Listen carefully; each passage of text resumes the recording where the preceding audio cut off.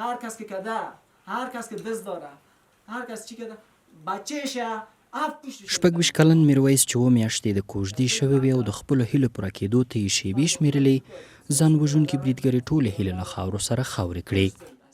همو برادرای من نویم دستش بازوی دسته کار شهید شد. میرویس وایي چې له ډېرې مودې راهیسې د خپل واده لپاره پیسې غونډې کړې وي، خو که پوهېدی چې داسې پیښه رامنځته کېږي نو هېڅکله به یې دا مراسم نه و جوړ کړي. یک اولاد به حساب غریبکار آدم، خود خیاط هستم، بعد دست به دوان نور چشم مچی کردیم که یک روپای جمع کردیم. برادرم مزدورکار در زیر هفته سرش هفته خراب کرده. پدرم یک به حساب که مستری چیست شاروال به حساب من یک روپای جمع کردیم، یک روپای جمع کردیم گوشه کردیم. من 11 لک روپای را چی کردم قضا تو نیجه سر رسیدم که باش که من بخیر همین آرزوی ما برسه. میرویس خیاط دی. هغه وایي شپې او ورځې یې خیاطي کوله چې وکړی شي د خپل واده د مراسمو لګښت پوره کړي. اوزار یک هفته پیش زده بود، در خانهش در آمد خودش زد.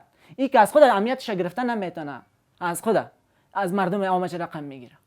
ضعف در کلش است، چی در نیرو بگویی چی در مردم به حساب دولت. اشرف غنی 6 در صحیح است، 6 در چوکی 6 قتل عام کرد مردم، قتل عام. این یک انطوری نیست، در انطوری خود 100 نفر کشته میشه. نوموړی وایي دا چې حکومت د دې پیښې په خاطر د خپلواکۍ د جشن رسمي مراسم ځنډولي، زما لپاره یې ګټه نشته. په ورته وخت کې په هغه هوټل کې چې د میرویس د واده مراسم پکې ترسره کېدل، هغه هوټل هم تر ډېره حده ویجاړ شوی دی. این وظیفه دکتر صاحب اشرف غنی رئیس جمهور مملکت ماست که استقلال افغانستان هم از خود ماست، همه از افغانستان است و ماتم ملی هم از مملکت است، از افغانستان است. ما به این خاطرش تشکری میکنیم، اما به خاطر ناامن بودن روز به روز خودتون شاهد گواستین. یا چی نیست که مثلا چشم پوشی کنیم، حقیقت ها را ما باید بگیم.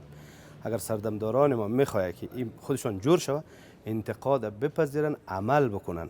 د شنبه شپې پر 10:30 بجو ځان وژونکي بریدګر د میرویس د واده په مراسمو کې ځان پورې تړلي چاودیدونکو توکو ته چاودنه ورکړه.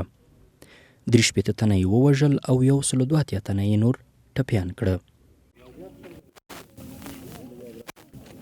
د دغه برید پرته داعش وسلوالې ډلې پر غاړه واخیسته. په داسې حال کې چې د افغانستان خلکو د لوی اختر 3 ورځې په خوشحالۍ سره تېرې کړې، د خپلواکۍ لپاره یې چمتووالی نیولی و، خو د واده پر مراسمو برید د خپلواکۍ هغه خوند او شور له کمرنګۍ سره مخامخ کړ.